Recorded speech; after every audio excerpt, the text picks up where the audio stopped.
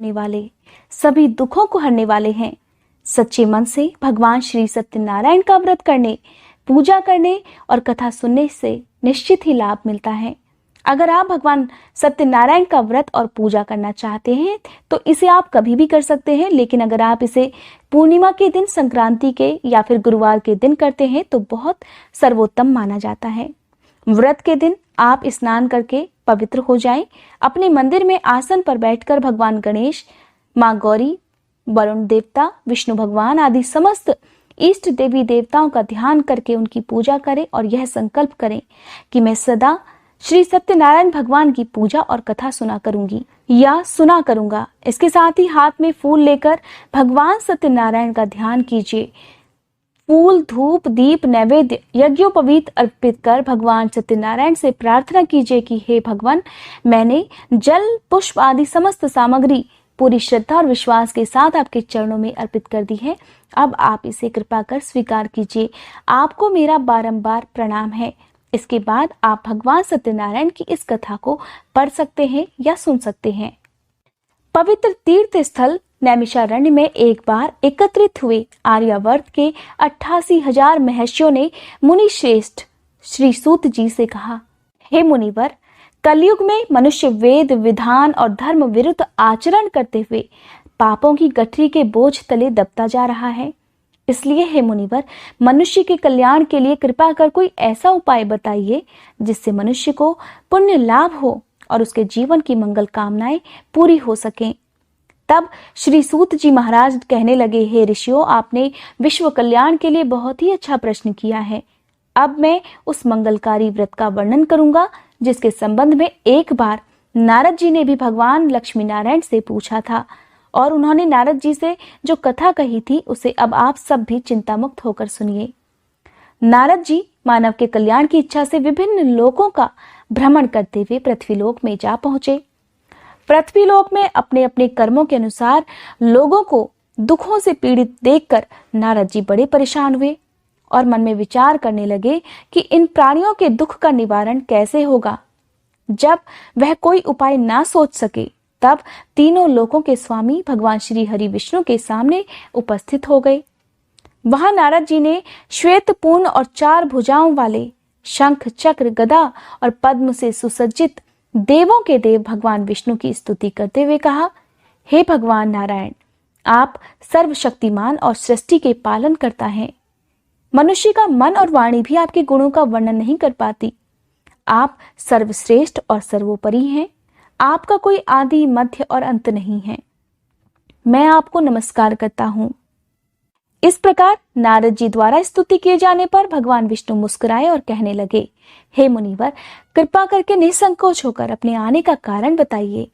तब नारद जी कहने लगे, पृथ्वीलोक पर जन्म लेने वाले मनुष्य अपने अपने कर्मों के अनुसार विभिन्न योनियों में रहते हुए अनेक दुखों से पीड़ित हो रहे हैं।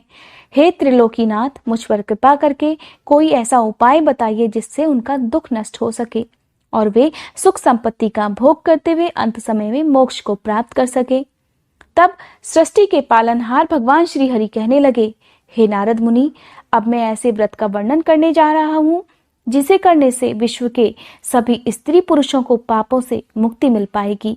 निर्धनता नष्ट होने से मनुष्य सुख संपत्ति के समुद्र में तैरता हुआ आनंद पूर्वक जीवन यापन करेगा।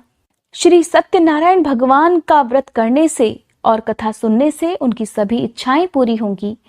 कलयुग में मोक्ष प्राप्ति का एकमात्र यही उपाय है। नारद जी ने जब व्रत के लिए विधि विधान की जानकारी चाही तो भगवान श्री हरि कहने लगे, मनसा वाचा कर्मणा शुद्ध होकर मनुष्य भक्ति एवं श्रद्धा भाव से किसी भी दिन यह व्रत कर सकता है। नैवेद्य आदि भक्ति भाव से अर्पित कर ब्राह्मणों को भोजन कराकर दक्षिणा देनी चाहिए। इस प्रकार सत्यनारायण भगवान की आराधना करने से व्यक्ति के सभी कष्टों से मुक्ति मिल जाती है। धन संपन्न और सुखी होकर आनंद पूर्वक वह जीवन व्यतीत करता है। श्री सूत जी महाराज आगे कहने लगे, हे ऋषियों मुनियों, अब मैं आपको उस निर्धन ब्राह्मण की कथा सुनाने जा रहा हूँ जिसने श्री सत्यनारायण भगवान का सबसे पहले व्रत किया।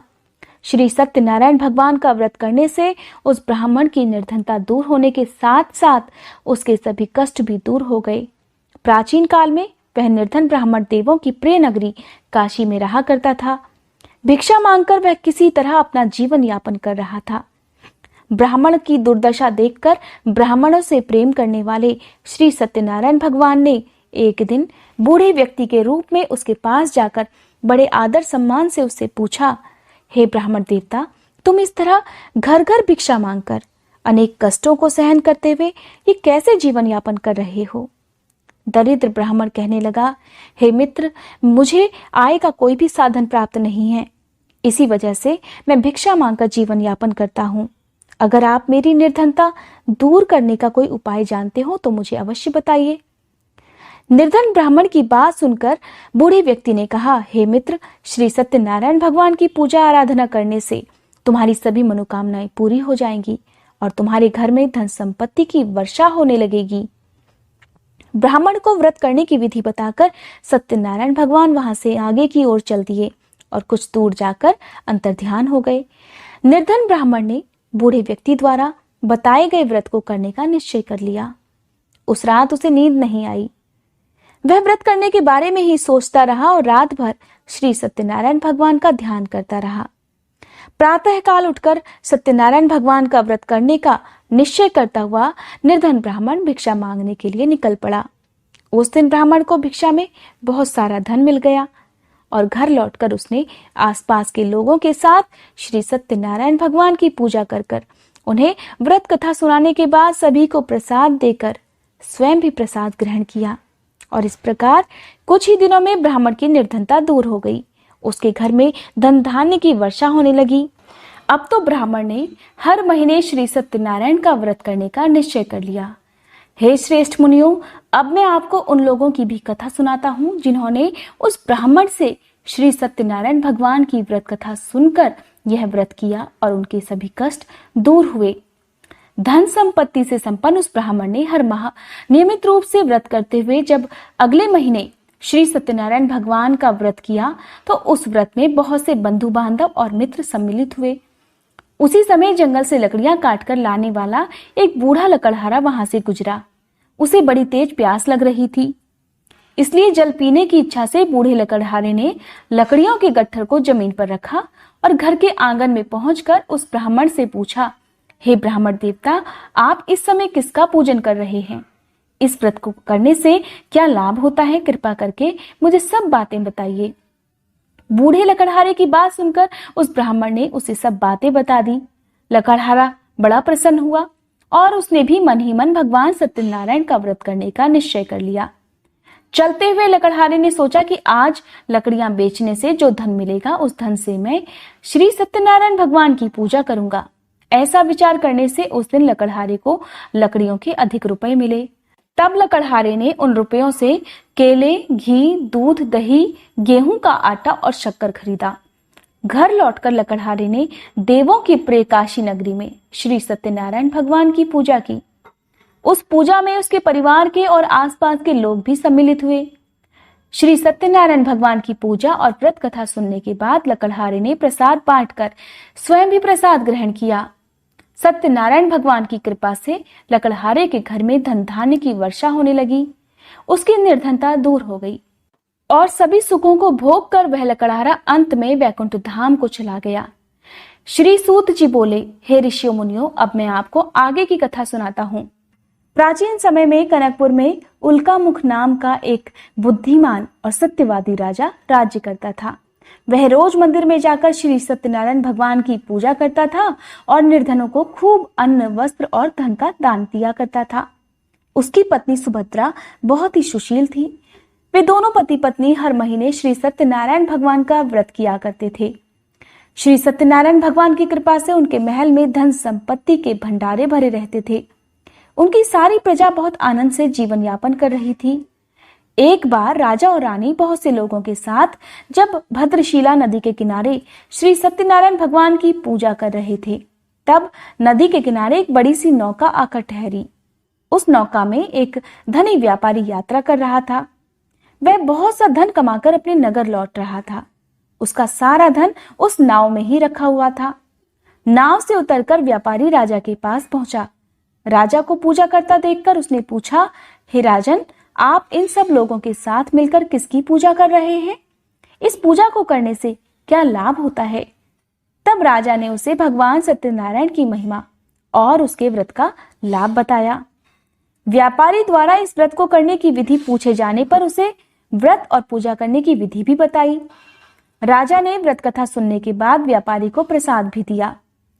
श्री सत्यनारायण भगवान का ध्यान करते हुए व्यापारी ने प्रसाद ग्रहण किया और वापस लौटकर अपनी पत्नी लीलावती से कहा, हमारी कोई संतान नहीं है।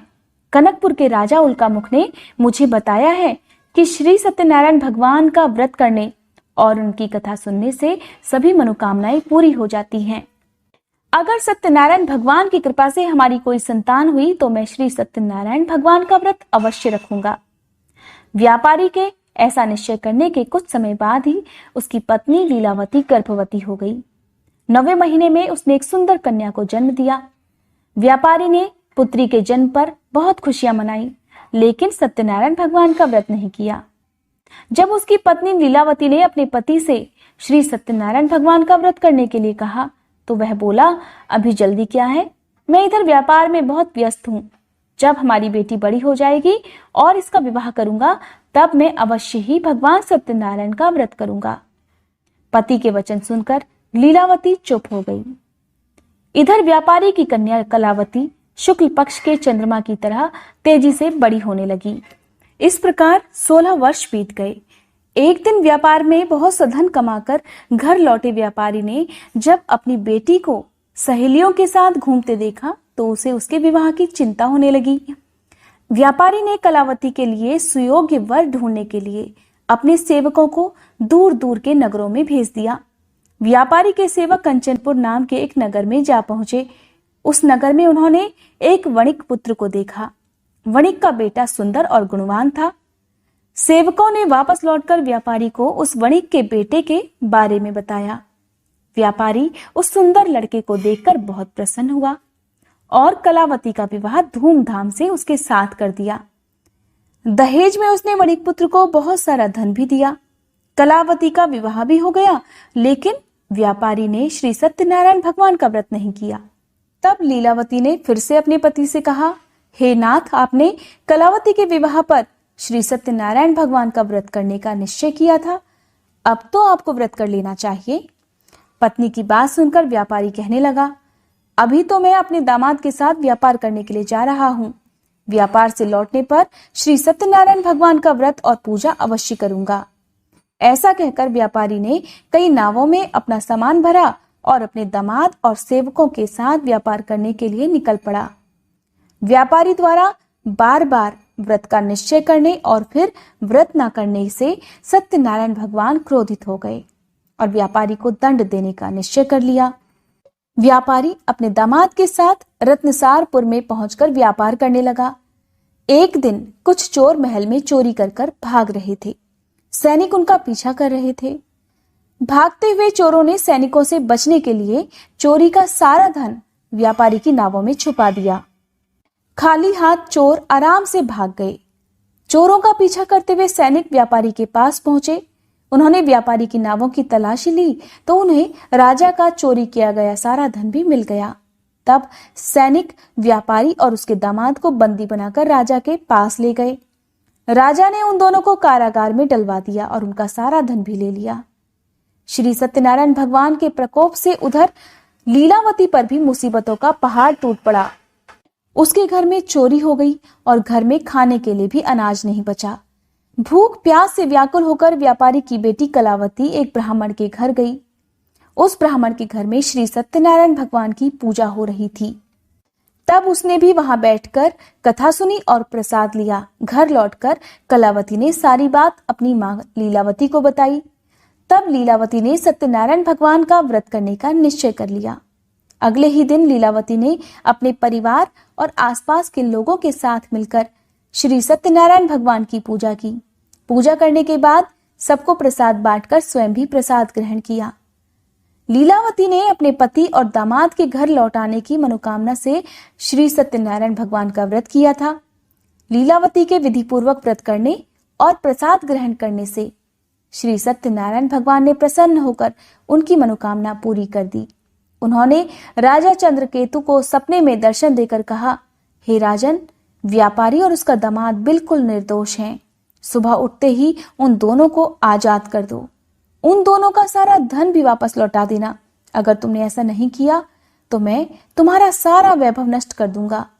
ऐसा कहकर श्री सत्यनारायण भगवान अंतर्ध्यान हो गए।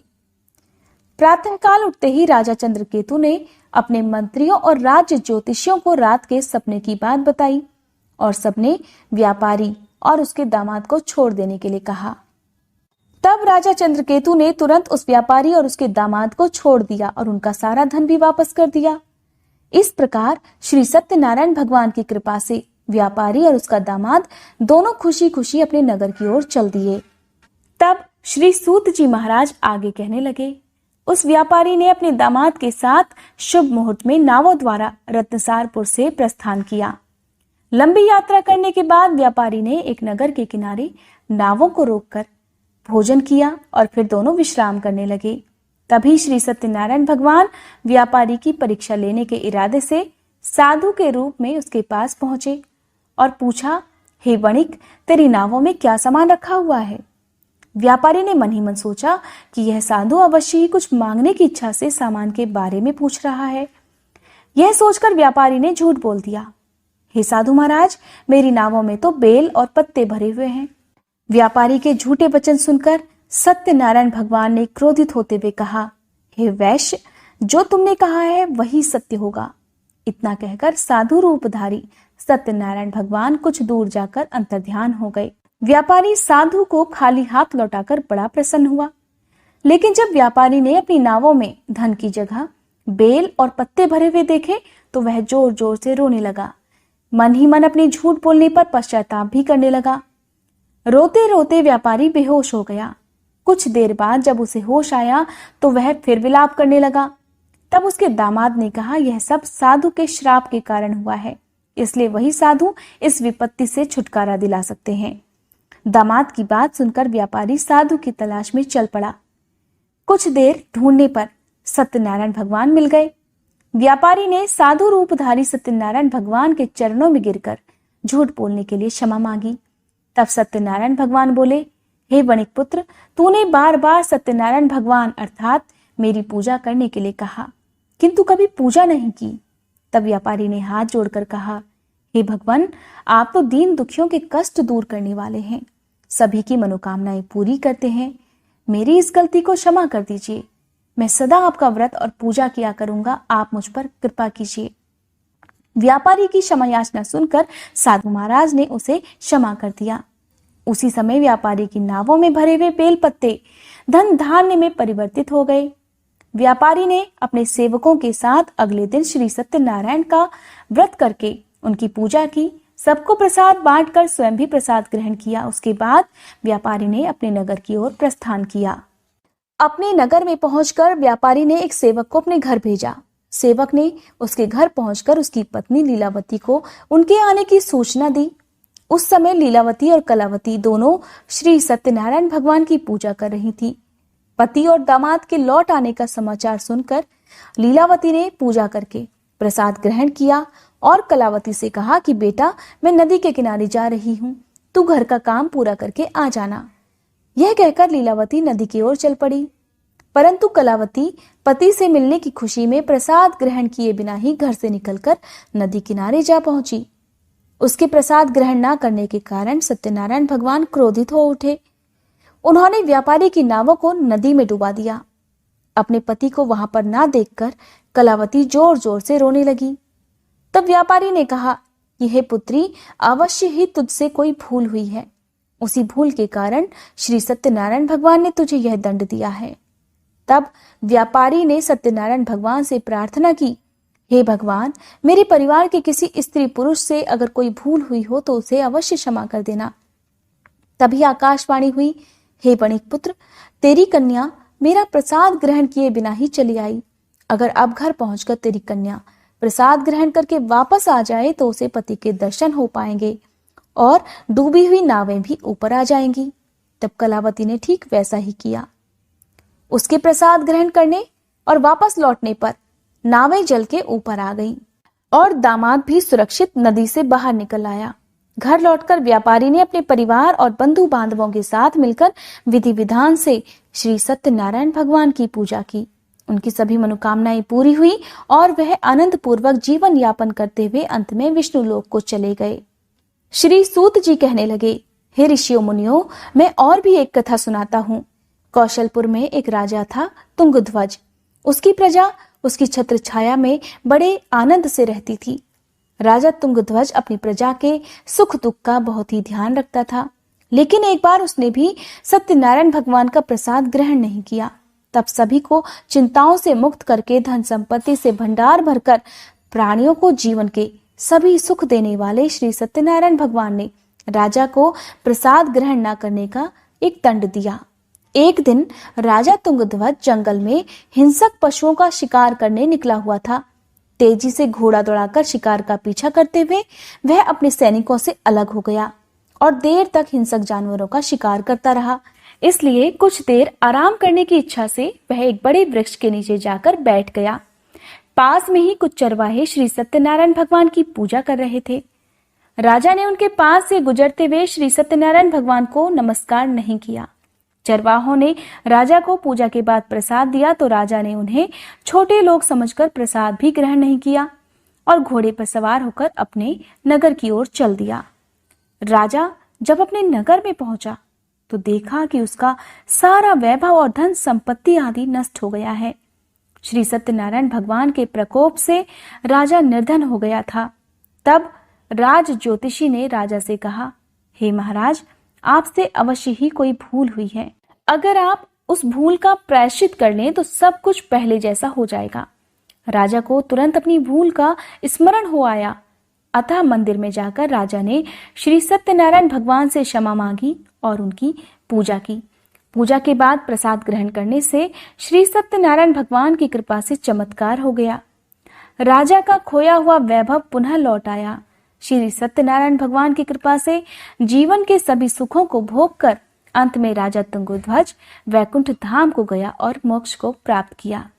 श्री सत्यनारायण भगवान के व्रत पूजन को जो भी मनुष्य करता है उसके सभी दुख, सभी चिंताएं नष्ट हो जाती हैं। उनके घर में धन धान्य के भंडारे भरे रहते हैं। निसंतानों को संतान की प्राप्ति होती है और सभी मनोकामनाओं को प्राप्त कर अंत में मोक्ष को प्राप्त कर सीधे वैकुंठ धाम को जाता है। श्री सूत जी महाराज आगे कहने लगे, हे श्रेष्ठ मुनियों, श्री सत्यनारायण भगवान के व्रत को पूर्व जन्म में जिन लोगों ने किया है उन्हें दूसरे जन्म में सभी तरह से सुख प्राप्त हुए। वृद्ध शतानंद ब्राह्मण ने पूर्व जन्म में सत्यनारायण भगवान का विधि पूर्वक व्रत किया तो दूसरे जन्म में सुदामा के रूप में भगवान की पूजा करते हुए अंत में मोक्ष को प्राप्त हुए। उल्कामुख नाम के राजा ने अगले जन्म में राजा दशरथ के रूप में मोक्ष को प्राप्त किया। उन्होंने बताया कि व्यापारी ने अगले जन्म में अपने पुत्र को आरे से चीरकर भगवान की कृपा से वैकुंठ धाम को प्राप्त किया। राजा तुंगध्वज अगले जन्म में मनु के रूप में जन्म लेकर भगवान की पूजा पाठ करते हुए वैकुंठ धाम को गए। हे ऋषियों मुनियों, श्री सत्यनारायण भगवान का व्रत और पूजन मनुष्य को सभी चिंताओं से मुक्त करता है, धन संपत्ति के भंडार भरकर अंत में जन्म जन्मांतर के चक्रव्यूह से मुक्ति दिलाकर मोक्ष प्रदान करता है। यह थी सत्यनारायण भगवान की कथा। बोलो सत्यनारायण भगवान की जय।